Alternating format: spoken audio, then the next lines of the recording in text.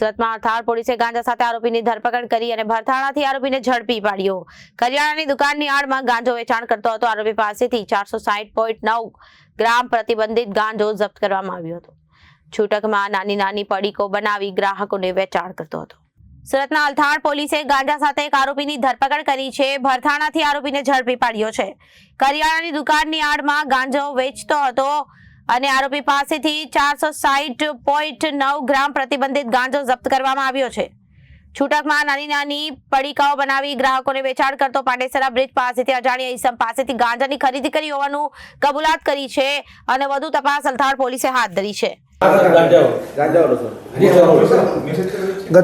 ગઈકાલ તારીખ 20 ડિસેમ્બર 2025ના રોજ અત્રેના સર્વેલન્સ પીએસઆઈ એનડી પરમાર નાઓને એક માહિતી મળેલ કે ભરથાણા ગામની અંદર સત્યસાઈ સ્કૂલની પાસે એક પૂનમચંદ બહેરા નામનો માણસ જે છે એ પોતાના કબજામાં પાસ પરમિટ વગર જે છે ગાંજો રાખેલ છે ને એનું વેચાણ કરી રહ્યો હોય, જે બાબતે જે છે સરકારી પંચો સાથે જઈને રેડ કરતા ત્યાંથી જે આરોપી જે છે પૂનમ બહેરાનાઓ પાસેથી 460 ગ્રામ જેટલો જે છે ગાંજો મળી આવેલ, જેથી તેમની વિરુદ્ધ એનડીપીએસ એક્ટ મુજબ કલમ 8, 20 અને 29 મુજબ જે છે કાર્યવાહી કરેલ છે।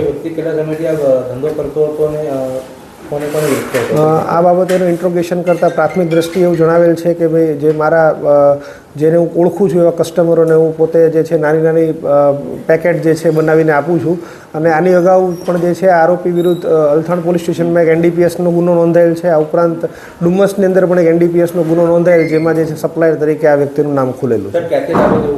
હાલ જે છે પોતે એવું જણાવે છે કે પાંડેસરા બ્રિજ નીચેથી એક ઈસમ પાસેથી હું લાવેલો છું, જેનું નામ ધામ મને ખબર નથી, પણ જો એને મને દેખાડવામાં આવે તો ઓળખી શકું છું, જેથી જે છે એની આગળની રિમાન્ડ લઈને એને શોધવાની પ્રક્રિયા ચાલુ છે।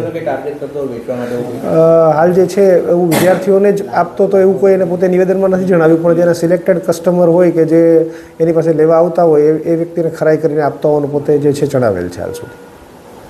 Reporter Arvind Rathod, Janadesh news, Surat.